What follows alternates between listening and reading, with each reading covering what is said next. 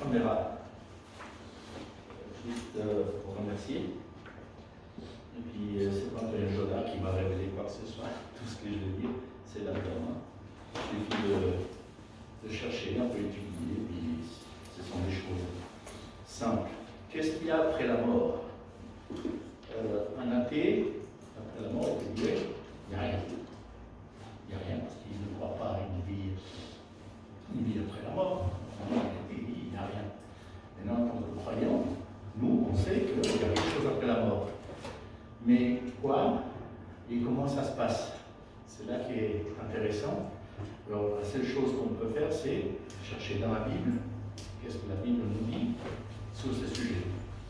Alors, il y a environ un mois et demi en arrière, quand Jim m'a donné ce thème, je lui ai dit, écoute, dimanche prochain, on va sûrement aborder déjà une bonne partie de ce thème. Alors, il s'agit d'une parabole. Une parabole, c'est Jésus même qui l'a donné. Ça vient après toute une série de paraboles. Et puis, c'est la parabole du riche et Lazare. D'accord? Alors, nous allons la lire en français. Tu as le texte? Je l'ai, mais je l'ai. Alors, c'est sur l'Évangile de Luc.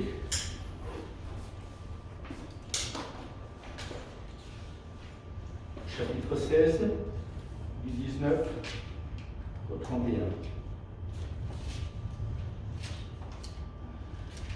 Alors, il y a quelqu'un de vous qui veut lire? Au revoir. Allez, quand même, vas-y. Il y avait un homme riche qui était vêtu de pourpre et de fin lin, et qui chaque jour menait joyeuse et brillante vie. Un pauvre nommé Lazare était couché à sa porte, couvert d'ulcères. Et désireux de se rassasier, des miettes lui tombaient de la table du riche, et même les chiens venaient encore lécher ses ulcères. Le pauvre mourut, et il fut porté par les anges dans le sein d'Abraham. Le riche mourut aussi, et il fut enseveli. Dans le séjour des morts, il leva les yeux, et tandis qu'il était en proie au tourment, il vit de loin Abraham et Lazare dans son sein. Il s'écria, « Père d'Abraham, aie pitié de moi, et envoie Lazare, pour qu'il trempe le bout de son doigt dans l'eau et me rafraîchisse la langue, car je souffre cruellement dans cette flamme. » Abraham répondit, « Mon enfant, souviens-toi que tu as reçu tes biens pendant ta vie, et que Lazare a eu les maux pendant la sienne. Maintenant, il est ici consolé, et toi tu souffres. D'ailleurs, il y a entre nous et vous un grand abîme, afin que ceux qui voudraient passer d'ici vers vous, ou de là vers nous, ne puissent le faire. » Le riche dit, « Je te prie donc, Père Abraham, d'envoyer Lazare dans la maison de mon père, car j'ai 5 frères. C'est pour qu'il leur atteste ces choses, afin qu'ils ne viennent pas aussi dans ce lieu de tourment. » Abraham répondit, « Ils ont Moïse et les prophètes, qu'ils les écoutent. » Et il dit, « Non, Père Abraham, mais si quelqu'un des morts va vers eux, ils se repentiront. » Et Abraham lui dit, « S'ils n'écoutent pas Moïse et les prophètes, ils ne se laisseront pas persuader quand même quelqu'un des morts ressuscitera. » Donc, c'est une parabole que c'est Jésus même qui l'a donnée. Maintenant, il y a beaucoup d'enseignements dans cette parabole, mais il ne faut jamais prendre une parabole et d'une parabole sortir une doctrine. Une parabole, c'est une façon qu'avait le Seigneur Jésus d'expliquer les choses aux gens pour qu'ils puissent comprendre. Et là, il y a surtout un grand enseignement.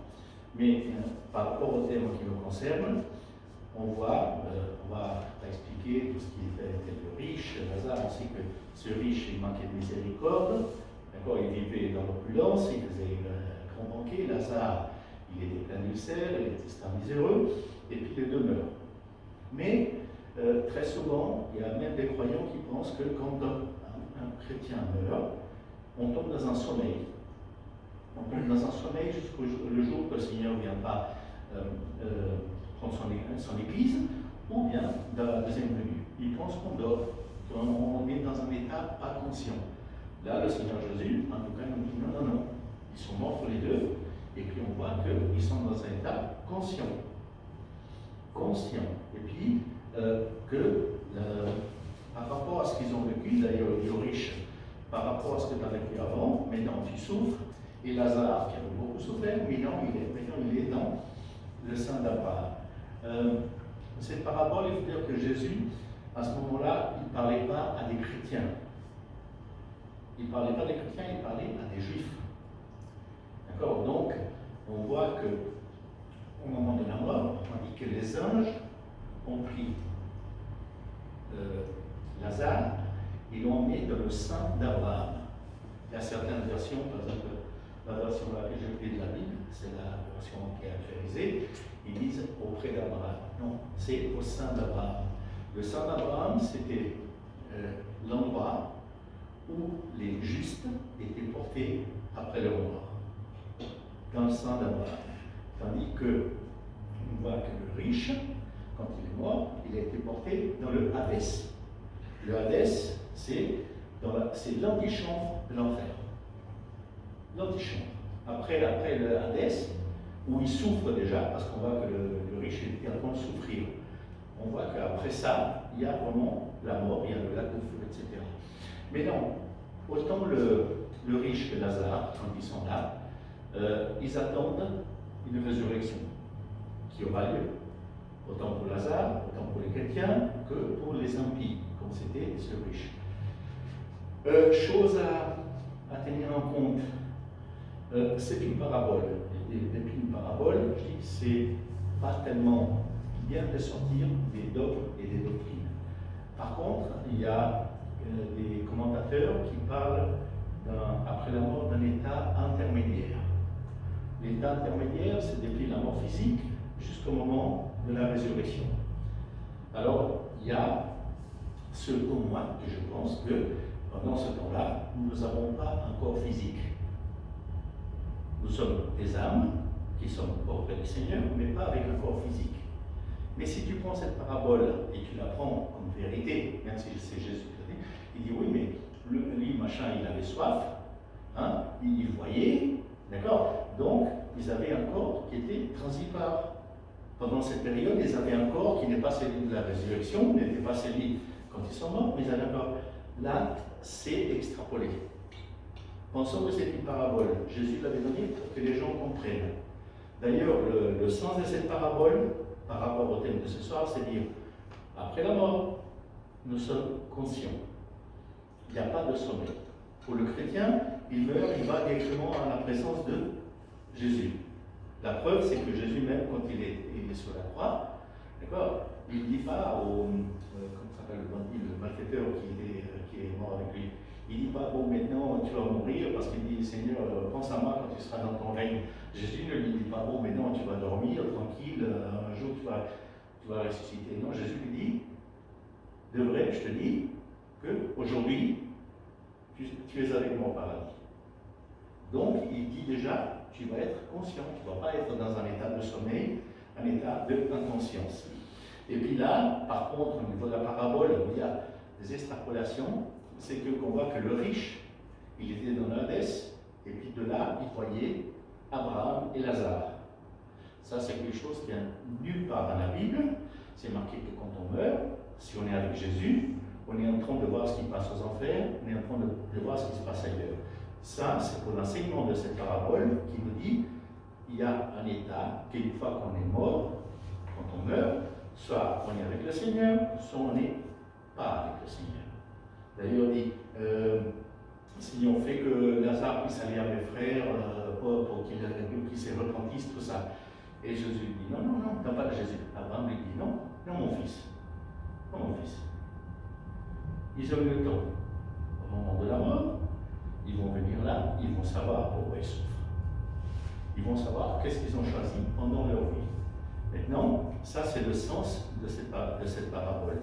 C'est-à-dire qu'il n'y a pas un passage après la mort, si on est mort sans Jésus, qu'on puisse le connaître après. Non. C'est définitif. Il dit qu'il y a un abîme, d'accord, entre ce riche et Lazare. Impossible de passer d'un côté à l'autre. Impossible. Ça, c'est le grand enseignement de cette parabole. Mais en même temps, il y a un enseignement qui nous fait penser qu'on est conscient. pas dans un corps physique, mais conscient. Le verset, puis je vais être très court, hein, au niveau de ce qui nous dit que c'est pas dans un corps physique.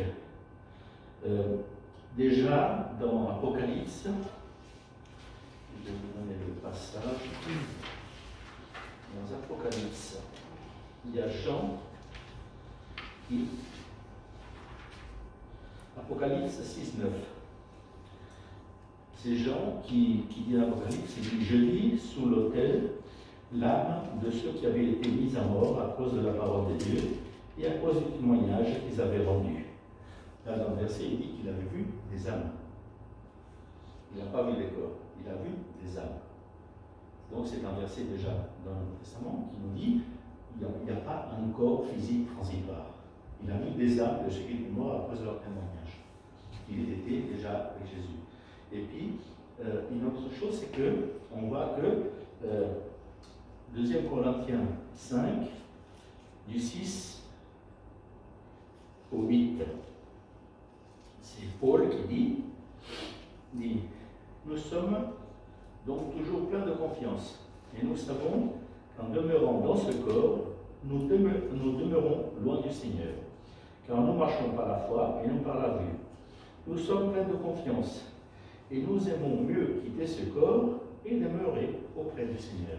Ça veut dire ce corps, on va le quitter au moment de notre mort. Et puis on sera avec le Seigneur, mais dans un état spirituel, pas dans un corps physique. Donc pour moi, l'enseignement qu'il nous donne, c'est que cette période intermédiaire, cet état intermédiaire, nous sommes avec le Seigneur, avec lui, mais pas dans un corps physique. Simplement, l'enseignement, pour moi, il est là. Donc, je ne sais pas si vous avez des questions bien précises concernant cet état. C'est-à-dire, les chrétiens, on va mourir, notre corps va être enseveli, ou incinéré, ou n'importe, d'accord? Mais au moment que le Seigneur viendra pour appeler son Église, ces corps seront ressuscités. Mais ça sera des corps glorieux, ce ne sera pas les corps pourris, le corps de chair. D'accord? Et puis, les morts en Jésus ressusciteront les premiers. Et puis nous, qui sommes encore vivants, nous allons le rejoindre dans les nuages. C'est-à-dire que ça, c'est ce qu'on appelle l'enlèvement de l'Église. Ce n'est pas la deuxième venue. Hein. Mais là, il y aura une résurrection pour tous les chrétiens. Les impies, à ce moment-là, ils ne seront pas. Ceux qui sont dans l'Hadès, qui sont morts sans Jésus, à ce moment-là, il n'y a pas de résurrection pour eux. Leur résurrection, elle sera après les 1000 ans du millénium. Quand ils vont être ressuscités, ils vont passer dans le jugement du grand trône blanc. Et c'est un jugement de condamnation. Mais il y aura une résurrection aussi pour eux. Mais seulement nous, pendant ce temps, on sera déjà ressuscités quand Jésus vient nous appeler. On passera toute cette période de tribulation avec lui dans le ciel, c'est les noces de l'agneau. On viendra avec lui pour régner pendant tout le millénium. Et puis c'est seulement après la fin du millénium, on sait que Satan va se révolter, il va avoir une grande révolte, et Jésus encore va vaincre, comme il a vaincu au début du millénium. Et puis là, il aura la résurrection de tous les corps de ces impies qui vont ressusciter, mais c'est pour passer dans le tribunal où leurs noms n'ont pas été trouvés dans le livre de la vie. Et puis là, ça sera, vous avez vu, c'est la deuxième mort. La deuxième mort, et puis l'enfer et celui, ils vont être jetés dans le lac de feu. Donc, il y a une résurrection, autant pour ceux qui ne croient pas, comme pour nous. Seulement, nous, on est dédiés à une résurrection glorieuse, en sachant que demain même, on meurt, on passe directement en présence du Seigneur. Et nous serons avec lui. Même si Paul dit, j'aimerais déjà quitter, nous aimions mieux quitter ce corps et demeurer auprès du Seigneur. Mais c'est quelque chose qui va nous arriver si on meurt avant que le Seigneur revienne. Je ne sais pas si vous avez des questions. Parce que pour moi, c'est tellement clair. Mais voilà, posez-moi des questions, oui. Je n'ai pas très bien compris ce que c'était le sang d'Abraham. Le sein d'Abraham, c'est l'endroit où tous les justes, pour les juifs, d'accord, les saints d'Abraham, c'est le père Abraham, c'est lui qui, si tu veux, on appelle le saint d'Abraham, c'est pas que c'est Abraham était là, hein. Pour la parabole, oui, le saint d'Abraham, c'était là où tous les justes allaient dans un état de, comme c'est arrivé à Lazare, il était bien, il ne souffrait pas, à l'inverse du riche qui était dans le Hadès. Donc le saint d'Abraham, c'est un endroit déjà de paix. C'était un préliminaire à la résurrection. C'est ça le saint d'Abraham. Voilà. Le saint d'Abraham, en tout cas, dans l'interprétation juive, c'est ça. Oui? Et pour ceux qui ont dit qu'ils vont en Hadès, est-ce qu'ils sont aussi conscients? Oui, oui, oui. Le riche était dans l'Hadès. Hein. Et puis il souffrait, là, il avait même soif, tout ça, mais ils sont dans l'Hadès, ils souffrent déjà. Et la souffrance pour un non-chrétien, quand il meurt, c'est quoi?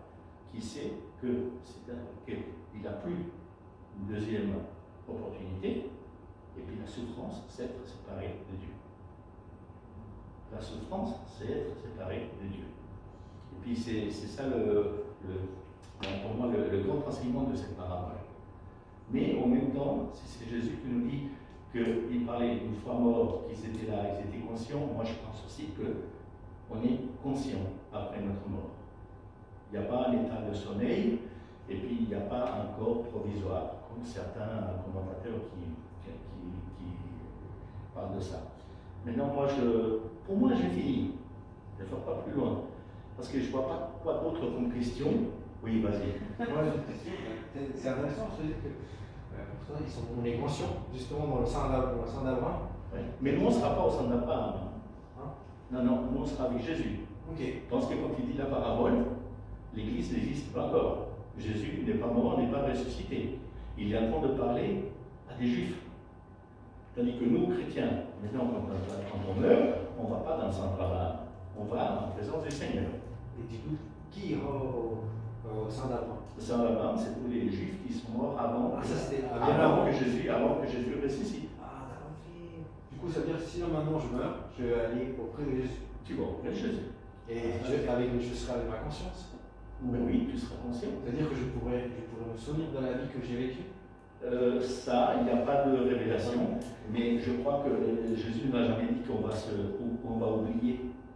D'ailleurs, quand on passera devant le tribunal du Christ, avant les noces de l'agneau, il dit que toute notre vie passera devant nos yeux, et puis on va être jugé par rapport à ce qu'on a fait ou qu'on n'a pas fait.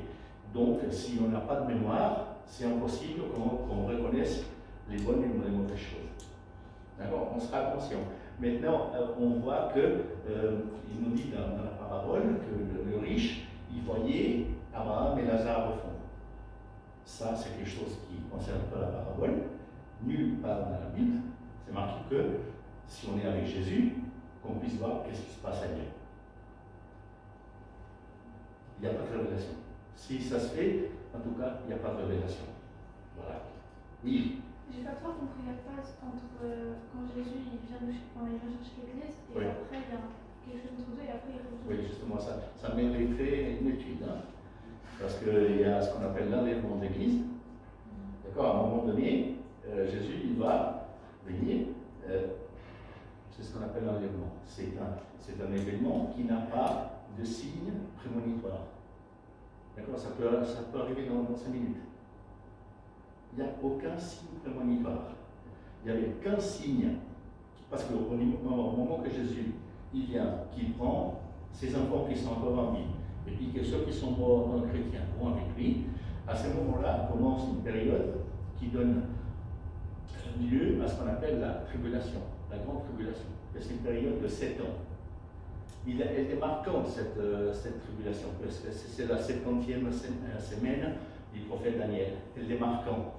Elle démarque l'Antichrist, et c'est un personnage hideux, odieux, d'accord? Il va se faire passer pour un héros vis-à-vis de l'humanité, et normalement des gens le suivent, parce qu'on dirait que c'est un homme de paix, mais en fait non, c'est la personnification même du mal. Et puis cette période de tribulation, c'est 7 ans commenceront quand lui signera un pacte de paix avec la nation d'Israël. À ce moment-là, il y a 7 ans, que pendant que là-bas, à ce moment-là, il y a les trompettes, il y a le jugement des coupes, d'accord, il y a plein de choses qui se passent sur terre, d'accord, mais nous, l'Église, on n'est plus là. On est avec le Seigneur dans le ciel. Et puis, c'est ce qu'on va dire, on est présent dans les noces de l'agneau. Les noces, l'épouse, c'est qui? L'épouse, c'est l'Église, c'est nous. Donc, il y a cette période déjà de 7 ans où nous sommes avec Jésus. Mais Jésus n'est pas encore, comme on l'appelle très souvent, on dit, parle très souvent de la deuxième venue. Il n'y a pas encore eu la deuxième venue. Jésus est venu la première fois, il est mort, il est monté au ciel, il viendra pour la deuxième venue à la fin de ces 7 ans de tribulation pour vaincre tous ceux qui sont contre lui dans les guerres d'Armageddon, et il viendra en tant que chef des armées célestes, il viendra, puis là, il va ouvrir cette période de 1000 ans, le millénium. Ça sera là la deuxième venue. Parce qu'il y a des gens qui confondent l'enlèvement de l'Église avec la deuxième venue. Non, ça, mais ça, il s'agit de... Là, il y a plein de révélations dans la Bible. Plein. Mais il s'agit d'étudier et puis il s'intéresse. Maintenant, au niveau de tout ce qui est l'eschatologie, les choses à venir, il y a plusieurs écoles, il y a plusieurs façons de penser dans le camp chrétien. Il y a par exemple, nous, dans la doctrine, notre confession de foi dans cette Église, nous sommes pré-tribulationnistes. C'est-à-dire que l'Église, au moment de la tribulation, elle ne sera plus là. Nous ne passerons pas par la souffrance de la tribulation. On sera avec Jésus. D'accord? Cette période où il y aura plein de catastrophes dans le monde, elle ne nous est pas réservée. Par contre, il y a une autre école où il y a des frères très fidèles, qu'on appelle des mi-tribulationnistes. Que l'Église, elle ne sera pas enlevée au début de la tribulation, elle sera enlevée au milieu de la tribulation, au bout de 36 mois. Que c'est quand l'Antichrist va se déclarer roi, il voudra prendre le trône du Seigneur. Et puis c'est à ce moment-là que les Juifs vont dire non, non, mais il y en a beaucoup de mi-tribulationnistes qui pensent que c'est à ce moment-là que l'Église va être enlevée. Donc ça veut dire que pour eux, l'Église passera au moins la première moitié de la tribulation ici sur terre. Et puis tu as les post-tribulationnistes qui nient complètement ces 7 ans de tribulation. Ils disent que l'Église, elle sera, Jésus il va venir, c'est la deuxième venue, puis l'Église elle partira et puis revient avec lui en même temps. D'accord? Ils n'acceptent pas cette doctrine de les noces de l'agneau. Voilà. Ce sont des positions, il y a des frères très fidèles, des frères avec un très bon témoignage, c'est des écoles différentes d'interprétation. Maintenant, toutes les personnes qu'on connaît, qu'on a invitées, qui sont venues pour l'école, tout ça, on les a toujours pris dans le camp de ceux qui pensent comme nous. Alors, parce qu'un camp n'est pas fait pour qu'on discuter des positions. Je le fais très souvent avec mon neveu. Mon neveu il est en train d'étudier dans un séminaire théologique en Virginie. Et puis lui, il est mi-tribulationniste. Alors, on a certaines discussions très animées à table. Mais, je dis, on pense comme ça dans l'Église. On peut faire des études pour expliquer encore plus, parce qu'il s'agit de lire, parce qu'il y a plein de versets. Il y a plein de versets qui pour moi, prouvent que l'Église ne sera pas là au moment de la tribulation. Par contre, j'aimerais vous laisser, parce qu'il y a énormément de questions que vous pouvez poser sur tous les sujets de la Bible. Vous connaissez ce site? God Questions? En français? Il y a plein de questions sur tous les sujets bibliques. D'accord, il y a les sujets, il y a par rapport aux sujets, il y a plein de questions. Et puis je vous dis, c'est un site qui est fidèle. Moi, je vous conseille de le consulter. Je vous laisse la feuille. Il est en France, il y a le site en français, en espagnol, en anglais. Consultez-les parce que vraiment, les gens sont fidèles à la parole. Bonne question. Oui, non, mais vas-y. Si je peux répondre, je réponds. Oui. Du coup, s'il y a des personnes qui ne sont pas chrétiens. pris, ouais, qui ne sont pas emmenés avec Jésus dans la Si, quand Jésus vient, tous les chrétiens seront pris. Oui, mais Ceux qui restent, ils n'ont pas une deuxième opportunité. ce que je voulais savoir. Il y a pas. Mais du coup, quand il revient, il se passe quoi? La deuxième fois, après l'enlèvement. Bon, déjà, quand Jésus enlève son Église, il enlève l'Église, il n'enlève pas toute l'humanité. Hein. Il n'y a que ceux qui l'ont connu qui partent avec lui. Plus, on parle aussi qu'il y a les enfants, ceux qui n'ont pas encore un âge de raison, qui seront pris aussi avec lui. Mais tous ceux qui resteront, ils seront là, et puis ils vont passer les épreuves de la tribulation. Et puis il y en a qui disent, oui, mais pendant la tribulation, est-ce qu'ils peuvent se repentir? C'est quelque chose qui m'a travaillé longtemps, et puis ça me plaît. Il y a un verset qui dit que, une fois que c'est passé, ils auront un esprit de rébellion. Que même en sachant qu'ils ont refusé Jésus, ils n'auront plus envie, ils ne vont pas vouloir accepter à ce moment-là. Par contre, pendant la période de la tribulation, 7 ans, il y a plein de personnes, des juifs et non-juifs, qui vont croire au message de l'évangile. Ce n'est pas que l'évangile va cesser d'être prêché, non, au contraire, il y aura énormément de conversions et des gens qui vont se convertir. La caractéristique, c'est qu'en ayant un gouvernement mondial qui est dirigé par un dictateur, que son principal but, c'est faire la guerre contre toutes les choses des dieux, pense bien que tous ceux qui vont croire seront persécutés. Et puis quand il dit que j'ai vu les âmes de ceux qui étaient morts à cause de leur témoignage, tout ça, il est en train surtout de parler de ceux qui sont morts pendant cette période, pendant la période de la tribulation. Ceux-là, ils seront ressuscités aussi à la fin de la tribulation. Mais ce n'est pas l'Église. Ils vont être sauvés. Il y aura des juifs, des non-juifs, d'accord? Ils vont être sauvés, mais ils ne font pas partie de l'Église. L'épouse de l'Église, en ce moment-là, elle est avec le Seigneur. Mais quand le Seigneur reviendra, ceux qui sont morts à cause de témoignage, ils vont ressusciter aussi. Mais donc, pendant la période de tribulation, les personnes sont des humains comme nous, on est là. Ah ben oui, pendant la tribulation, ça se passe sur cette terre. Donc les personnes peuvent mourir. Ah oui, puis d'ailleurs, il y en a plein. Si tu prends l'Apocalypse et tu lis pendant la tribulation, il y a presque plus d'un tiers de l'humanité qui va mourir. C'est quelque chose d'horrible. Mais en même temps, ça va être une période où l'évangile sera prêché énormément. Et puis plein de gens croiront. Mais au prix très souvent de leur vie. Oui. Mais ça veut dire que si l'Église aurait été enlevée avant la tribulation, c'est qui va prêcher l'évangile alors? Des Juifs. Et puis, tu sais, c'est pas, les Bibles ne vont pas disparaître. Hein. Oui. Hein?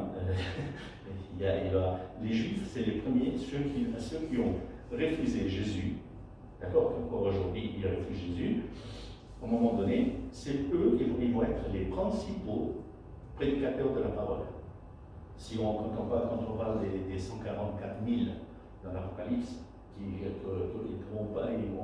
pourront pas mourir parce qu'ils sont protégés, c'est 12 000 de chaque tribu d'Israël. Donc c'est des Juifs. Les 2 témoins qui vont venir à Jérusalem pour prêcher, c'est aussi des Juifs. D'accord? Et puis, il y a tous ceux qui ne sont pas Juifs qui vont croire aussi. Mais ce n'est pas l'Église. Mais il y en a plein qui vont se convertir pendant la tribulation. Mais au prix, pas comme aujourd'hui comme nous, qui on croit, on se convertit, on devient enfant du Seigneur, et puis on est tranquille, surtout dans un pays comme la Suisse. Or, je vous dis même, il y a des gens qui, quand ils croient, en Afghanistan. Convertis en Afghanistan en ce moment. C'est presque sûr de mourir. Parce qu'il y a une persécution. Mais ce n'est pas généralisé. À ce moment-là, le gouvernement de l'Antichrist sur la terre, pendant la tribulation, c'est un gouvernement mondial. Il va gouverner sur toute la terre. Oui. Moi j'ai une question. Par rapport justement, dès qu'on sera près de Jésus. Ouais. Après tout ça, est-ce qu'il y aura par exemple, du 7e ciel, première, deuxième, troisième, ce sera classé? Paul dit qu'il est monté jusqu'au 3e ciel. Mais il n'y a pas d'autre révélation. Ce qu'on sait, c'est qu'à la fin du millénium, une fois qu'on sera dans la Jérusalem céleste, il y aura des nouveaux cieux, une nouvelle terre. Ça, on le sait parce qu'il y a une révélation qui est là. les premiers ciels, le deuxième ciel, tout ça, à part Paul qui dit j'étais jusqu'au troisième ciel et puis j'ai vu des choses qui mes lèvres sont incapables de dire ce qu'ils ont vu, puis mes yeux, là j'ai été surpris. Mais il n'y a pas plus de révélation qu'est-ce qu'il y a dans un premier, ni dans un deuxième, troisième, quatrième ciel. Il n'y a pas de révélation. Mais donc nos corps, là, vous écrit, ils seront ressuscités, les corps physiques seront ressuscités. Ah oui, ah oui. Quand Jésus viendra chercher son Église, tous ceux qui sont morts en tant que chrétiens, ils vont ressusciter avec le corps qui est enterré, parce qu'il va pourrir, mais on aura des corps quand on sera transformés. Ils vont être ressuscités en premier. Et puis nous qui sommes là vivants, on va partir, on va disparaître, et on va aussi avoir un nouveau corps, mais on sera tous en présence de Jésus. Et puis tous ceux qui sont dans le sein d'Abraham, les Juifs justes, ils ne vont pas ressusciter, ils ne vont pas être enlevés avec l'Église. Parce qu'il n'y a que l'Église et les chrétiens qui vont être enlevés. Jésus, il vient dans les nuages pour appeler son Église. Tous ceux juifs présents dans le cas de Lazare, qui est dans le sein d'Abraham, jusqu'à la fin de la tribulation, il n'y aura pas de résurrection pour eux. Mais par contre, à un moment là, à la fin de la tribulation, c'est des juifs, ils vont rentrer dans le millénium, ressuscités comme nous l'Église. Vous savez qu'à la fin de la tribulation, à la fin de ces 7 ans, malgré qu'il y a eu une catastrophe mondiale énorme, quand il y a le millénium qui commence, dans le millénium, pensez qu'il y a Jésus, tous les saints de l'Ancien Testament, d'accord? Il y aura l'Église, il y aura tous les justes de l'Ancien Testament, tous les juifs, et puis il y aura des humains. À la fin de la tribulation, à la fin des 7 ans, pas toute l'humanité sera morte. Il y a des gens qui seront arrivés avec un corps physique. Par contre, il y aura un tri pour rentrer dans le millénium.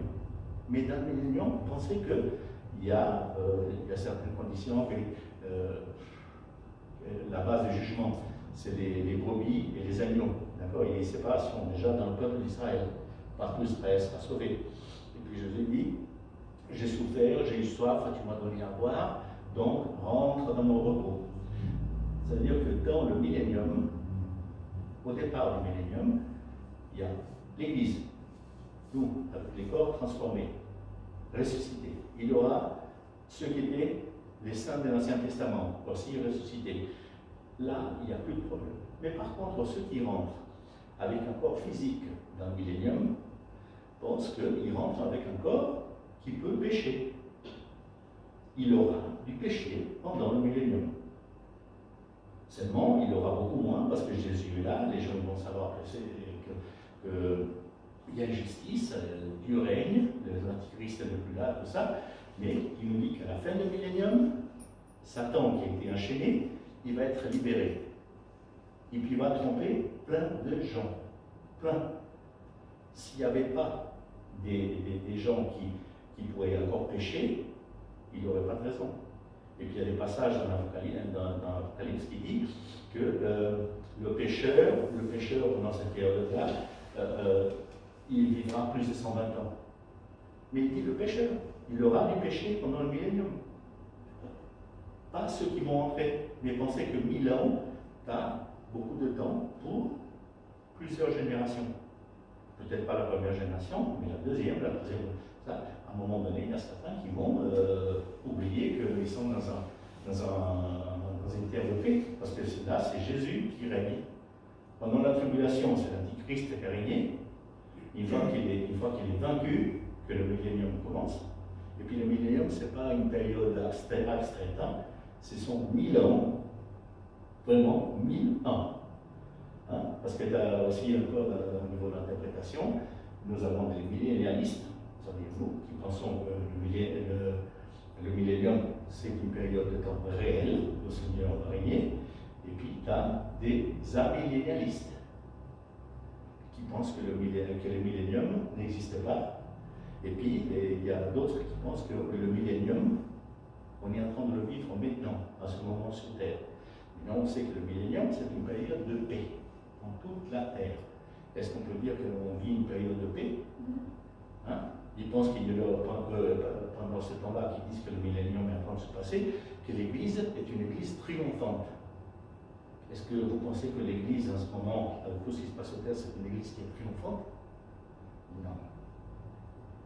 Donc, le millénium, il y a l'interprétation qui est littérale. Je pense que c'est vers le 1000 ans, que c'est ce que nous on pense, au niveau de notre doctrine, ce qu'on nous a enseigné, et puis pas seulement parce qu'on a enseigné, c'est parce que c'est ma conviction, en tout cas pour moi, personnelle, et puis je ne vois pas qu'est-ce que je pourrais voir d'autre, à la lumière de la parole. Mais le thème aujourd'hui, c'était ça. On est conscient, en tant que chrétien, quand on meurt, on va directement à la présence de Jésus, on ne va plus dans le sang d'Abraham, d'accord? Parce que quand la parabole, je vous dis quand elle a été écrite, c'était pour des Juifs. Et nous, on va directement en présence du Seigneur. Tu as d'autres questions? Oui, vas-y, Yann. Du coup, on dit que c'est notre. Enfin, j'entends beaucoup de gens parler de ça, mais je n'ai jamais été sûr. C'est notre âme qui y va ou c'est notre esprit qui y va? C'est l'âme. Tu prends le passage là de l'Apocalypse 19, il fait: j'ai vu les âmes de ceux qui étaient morts. Même si l'esprit qu'on a, c'est l'esprit de Dieu.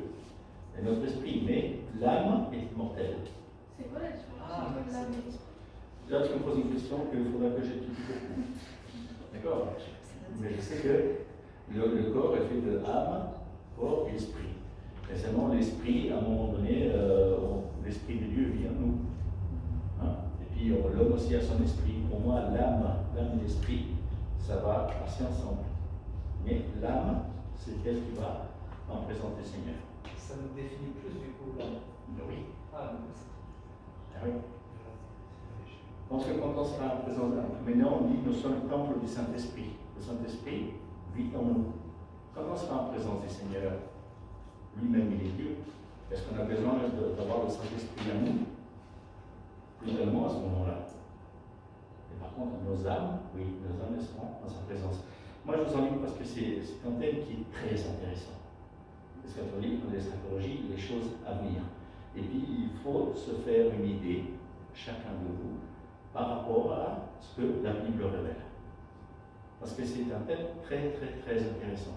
Et puis quand je disais que la venue du Seigneur, la venue, l'enlèvement de l'Église, il n'y a aucun signe prémonitoire de ce que ça va arriver. Parce qu'on dit oui, apparemment le Seigneur va venir bientôt. Le Seigneur va venir bientôt, peut-être qu'il vient dans 5 minutes, peut-être qu'il vient dans 20 ans. On ne le sait pas. Et puis d'ailleurs, les disciples ont dit: Seigneur, nous pensons que tu vas rétablir ton royaume sur terre. Il dit: c'est pas à vous de savoir les raisons que Dieu, le Père, a mis dans sa seule volonté.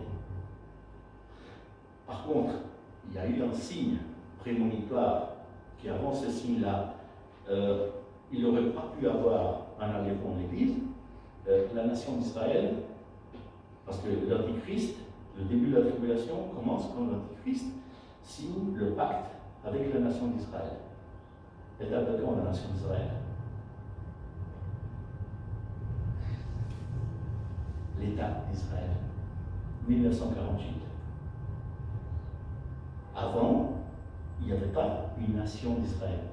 Les Nations Unies, en 1948, ont accepté que l'État d'Israël soit formé. À partir de là, Israël n'a pas eu la paix, sans arrêt menacé par les Arabes, sans arrêt menacé par des tas de choses. Mais avant 1948, il n'y avait pas un gouvernement israélien qui aurait pu signer quelque pacte que ce soit. Depuis 1948, la nation est là. Et puis on sait, au niveau des stratégies, la tribulation commence quand l'Antichrist signe avec la nation d'Israël un pacte de paix. Et ce pacte de paix va être rompu au bout de 3 ans. Mais il n'y a pas de signe prémonitoire. Quand c'est que le Seigneur va enlever son Église? Moi je sais quand. Quand c'est que quoi? Que le Seigneur va enlever son Église. Ah, ok. Quand c'est?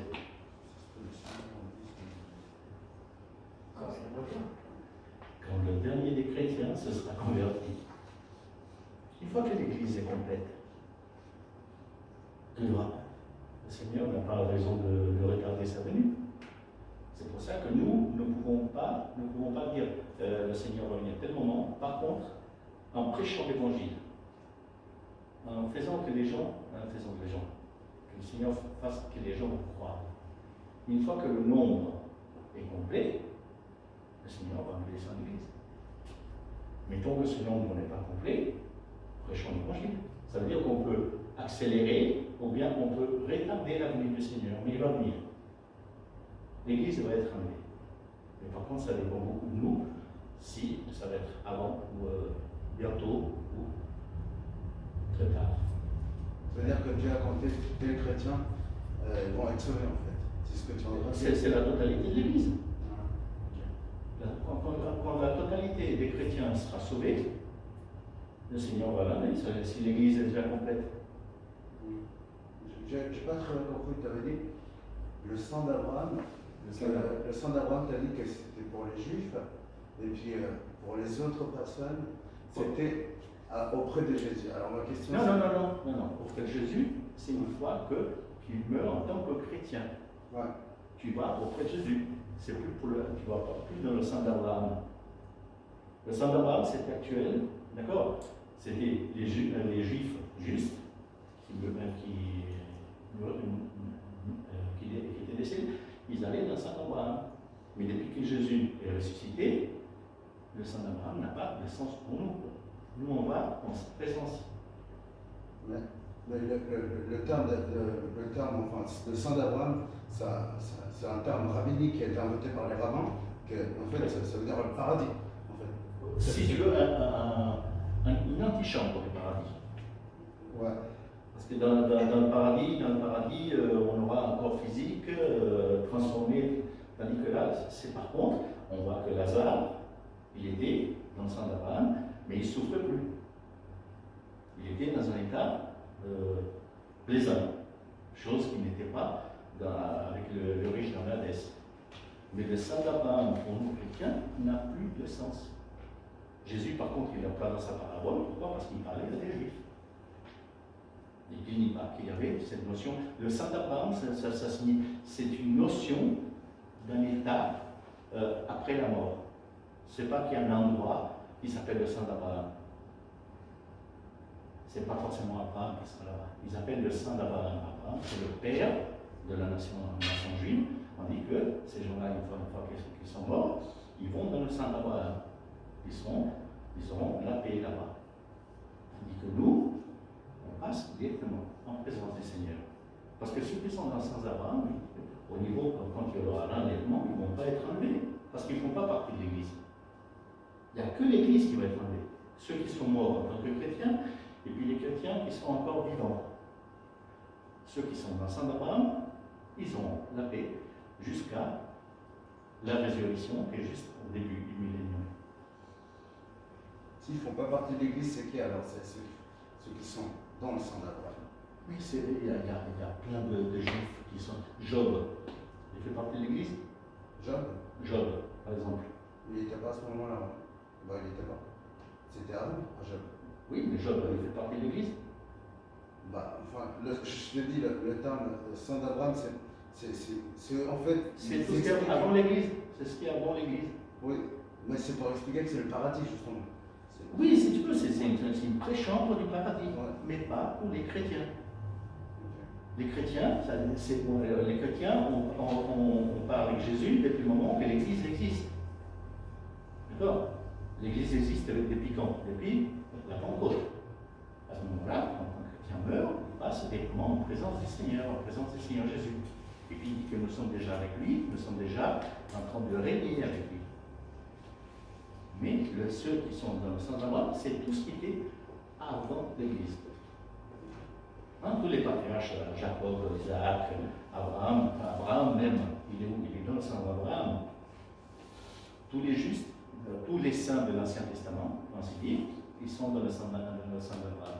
Mais pour nous, le sang d'Abraham, pour les chrétiens, le sang d'Abraham n'a pas lieu. Nous, on est avec le Seigneur Jésus.